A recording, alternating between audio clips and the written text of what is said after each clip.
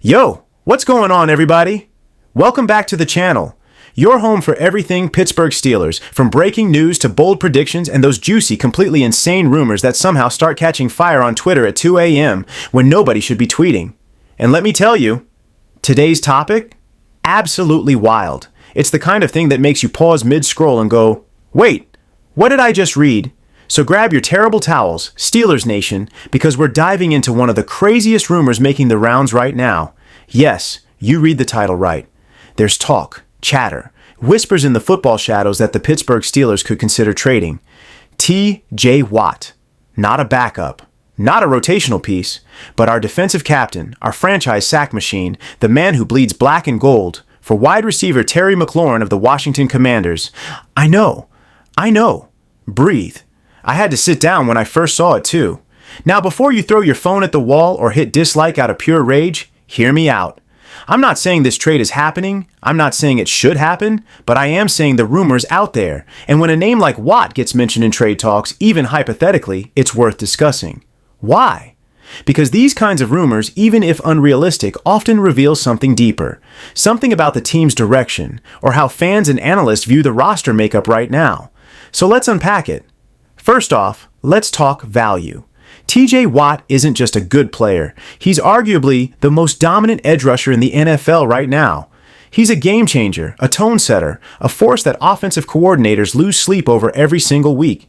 He's had double-digit sacks in 6 straight seasons. He tied the all-time sack record in 2021. He can turn a 3rd and 3 into a strip sack touchdown the other way with a single move. You just don't replace that. Ever. So why would anyone even float the idea of trading him? Well, this is where things get a little more nuanced. The Steelers are in a transitional phase on offense. They've got a new quarterback situation brewing. Maybe it's Russell Wilson. Maybe Justin Fields pushes for the job. They've added pieces like Najee Harris, Pat Freiermuth, and George Pickens is blossoming into a WR1 candidate. But there's one glaring hole. Consistent wide receiver depth. That WR2 spot? Still wide open.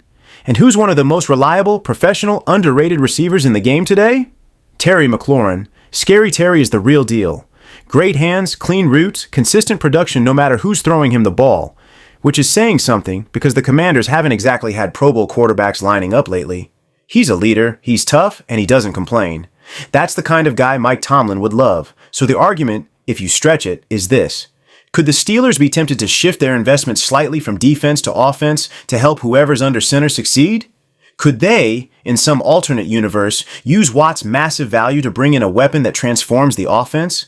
Well, let me answer that right now. No, they shouldn't. And they won't. T.J. Watt isn't just a player. He's the identity of this defense. You trade Watt, and you're not just losing sacks, you're losing a leader. You're telling the rest of your locker room that elite performance doesn't equal stability. That's not the Steelers' way. And financially, Watt's contract is manageable for a player of his caliber, plus the Steelers have pass rush depth. Alex Highsmith is legit. Nick Herbig has shown flashes. But no one is doing what T.J. Watt does week in, week out. So unless Terry McLaurin is also coming with a first-round pick and a bottle of Magic Steelers Super Bowl elixir, this trade is just fantasy. Still, the rumor's out there. And even though it won't happen, it tells us something. Fans and analysts alike are getting a little antsy about that wide receiver room. Which brings us to part 2 of today's deep dive. The name that's suddenly generating a lot of quiet buzz. Roman Wilson. If you haven't been paying attention to OTAs and minicamp reports, Roman Wilson is the rookie wide receiver out of Michigan who the Steelers snagged in the 3rd round of the draft. Now I'll admit, when he was drafted, some people scratched their heads. He wasn't a big name in college like Marvin Harrison Jr. or Malik Neighbors, but the Steelers saw something, and you know what? They might be right. Wilson's got that smooth slot ability. He's not the biggest guy on the field, but he's got burst, crisp routes, strong hands, and most importantly, he's smart. He knows how to find space, how to settle into zones, and how to catch the ball through contact. At Michigan, he didn't have the gaudiest stat lines, but he made big plays in big games, and that's what the Steelers need right now. A chain mover. A guy who can catch that crucial 3rd and 7 pass when Pickens is double covered and Freiermuth is blanketed. But here's the kicker. Roman Wilson's rookie season in the NFL? Basically a wash. He dealt with injury setbacks from the start. Hurt in training camp, got back on the field briefly, then had a hamstring injury that landed him on injured reserve before he ever had a real chance to contribute. One offensive snap. That's it.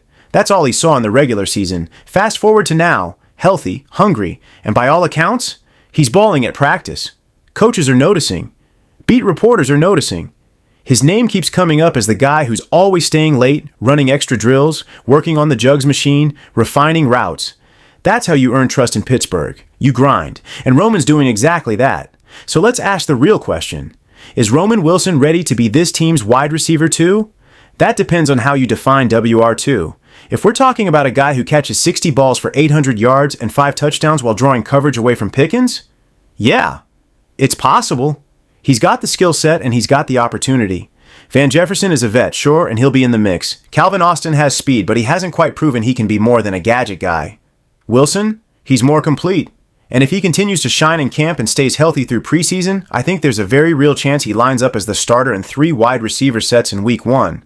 Now, of course, that doesn't mean he's going to light the world on fire right away. It takes time to adjust. NFL defenders are faster, stronger, and smarter than anything he saw in college. He'll have to prove he can beat press coverage, stay on his feet after contact, and earn Kenny Pickett's, or whoever the QB is, trust on timing routes. But from everything we're hearing so far, the signs are promising. So what does this all mean for the Steelers' offense? It means there's hope. If Roman Wilson can be that guy, suddenly this receiving core looks a lot more dynamic. You've got Pickens drawing doubles on the outside, Wilson working the middle, Freiermuth doing damage up the seam, Najee or Jalen Warren in the flat. That's a balanced, dangerous unit that can keep defenses honest. And if Wilson doesn't quite seize the job, well, there are always veteran free agents lingering after cutdown day, or maybe a small trade for a depth guy. But the best case scenario is already on the roster, and he's wearing number 10. So, final thoughts? The TJ Watt for Terry McLaurin rumor is a no-go. Entertaining to imagine, sure, but there's just too much logic and history against it. It's not how the Steelers operate, and Watt is way too valuable to even consider moving. That said, if the Steelers truly want to elevate this offense without blowing up their defense, the answer might not come through a blockbuster trade. It might be developing the talent they already believed in. And Roman Wilson? He might be the key to unlocking it all. Let me know what you guys think in the comments. Would you ever consider trading Watt for an offensive star? Do you believe in Roman Wilson? Or do you still want the team to bring in another proven vet? I'll be reading every single reply, because this is one of the most interesting debates we've had this offseason. Don't forget to like the video, subscribe for more deep Steelers breakdowns, and hit that bell icon so you never miss a drop.